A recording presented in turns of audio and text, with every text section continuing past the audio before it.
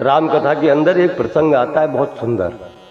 जब अयोध्या के अंदर तुलसीदास जी महाराज राम कथा किया करते थे, उस क्षण वहां कोई सरयू नदी पार करके दूसरे गांव से भी लोग बाग आते कथा सुनने के लिए।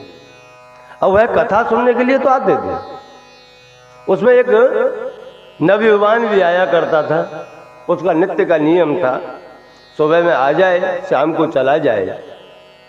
एक समय ऐसा हुआ कि राम कथा प्रसंग बहुत सुंदर चल रहा था और संध्या का समय होता जा रहा था। उसी क्षण वहां से जो उसकी नावें थी गांव को जाने वाली, वह सारी नावें जा चुकी। और जब सारी नावें जा चुकी हैं तो वह जब से ही पहुंचा नदी के किनारे तो वहां तो कोई नाव था ही नहीं। अब नाव नहीं था तो पहले तो रोया, रो करके फिर तुलसीदास जी के पास के चरणों में आकर के गिर गया और गिर करके रोने लगा कि महात्मन गुरुवर आप अब कुछ कीजिए, मैं परेशान हूं। तो तुलसीदास जी ने पूछा क्या हुआ? कि मुझे घर जाना था लेकिन सरजू नदी के किनारे कोई नाविक है नहीं, मैं घर कैसे जाऊं? तब तुलसीदास जी ने उसको खाली इतना ही कहा कि तुझे घर जाने की जरूरत क्या है? अरे मैं कल आऊंगा ना फिर कथा सुनने। जब तू कल कथा सुनने आएगा ही तो तुझे घर जाने की जरूरत क्या है? तू एक काम कर, आज रात यहीं रुक जा, सुबह नहा धो करके फिर कथा सुनना चालू कर देना।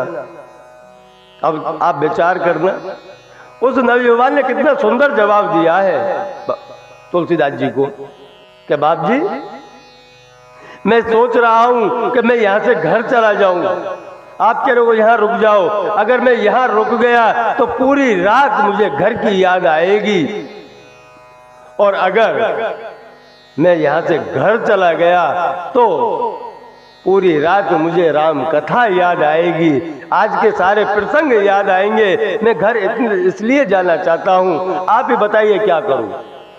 आप ही बताइए मैं क्या करूं? तब तुलसीदास जी ने कहा तो ये बात तो आपकी सही है कि हम के राम को छोड़ नहीं सकते, इसलिए आपको राम की याद आए तो घर जाना जरूरी है। बस एक कागज उठाया, एक पत्र उठाया, उस पर तुलसीदास जी ने कुछ लिखा और लिख करके मोड़ दिया, उस नवयुवान के हाथ में दिया और कहा कि राम राम राम राम कहते कहते आप नदी के ऊपर होकर के निकल जाओ। इधर उस नवयुवान ने विचार किया कि आज तुलसीदास जी ने मुझे बहुत अनमोल वस्तु दी है, शायद मैं नदी के ऊपर होते हुए पार हो जाऊंगा। तो वह नवयुवान उस नदी के ऊपर चलने लगा, हाथ में लिखा हुआ पत्र है और नदी के ऊपर ऊपर चल करके वह नदी पार कर रहा है। उसी क्षण जब थोड़ी सी दूर रह गया, क्योंकि मनुष्य का है ना विश्वास बहुत जल्दी टूटता है, ये बात आप ध्यान रख लेना। अब नदी के ऊपर होकर चल रहा है फिर भी विश्वास डगमगा गया।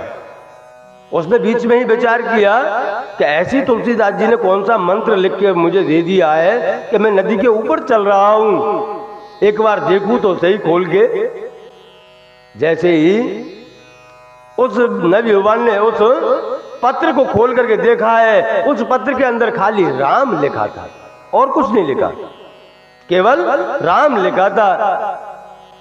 और यह देख करके वह नवयुवान ने विचार किया कि ये तुलसीदास जी भी कितने वो हैं, अरे इतना तो मुझे ही कहते थे मैं भी लिख करके ले जाता। बस इतना मन के अंदर एक कोभाव उत्पन्न हुआ है, उसी क्षण वह डूबने लगा। और जब डूबने लगा है, अब डूबता इंसान क्या नहीं करता, राम राम राम राम चिल्लाने लगा है, लेकिन कोई सहारा नहीं बन पा रहा है। तब उसको याद आई कि कहा गए तुलसी के राम आज मुझे पार कर दो तू नैया, मैं निकल जाऊं उस भव सागर से पार। जैसे ही उसने कहा कि तुलसी के राम मुझे पार लगा दो, उसी क्षण एक लहर का झोंका ऐसा आया कि उस नवयुवान को उठा करके नदी के किनारे पे डाल दिया है। अब नदी के किनारे पे जैसे वह नवयुवान पहुंचा, बड़ी मुश्किल से उसके प्राण बचे थे, उसको भगवान याद आ गया, तीन त्रिलोक याद आ गए। अब यह कारण है कि यही है, आप इतना विचार कर लेना कि खाली तुलसीदास जी ने लिख करके दिया था राम, उसने सरयू नदी को पार करा दिया, लेकिन उस भाई के अंदर एक कुभाव उत्पन्न हुआ कि मैं भी कर सकता हूं। उसी क्षण वह डूबने लगा।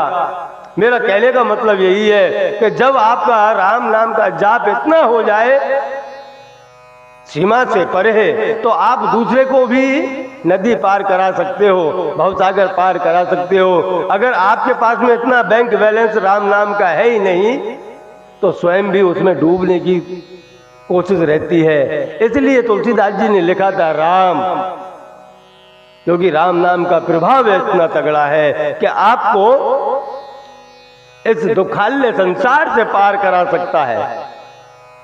पर उसके पीछे लगना पड़ता है, उसको अपना बनाना पड़ता है। जिस दिन आप राम नाम और राम को एक मान लोगे और अपने हृदय में उतार लोगे, उसी क्षण से आपके जीवन के अंदर आपको कितने फायदे हो रहे हैं, यह सब आपको पता चलना चालू हो जाएगा।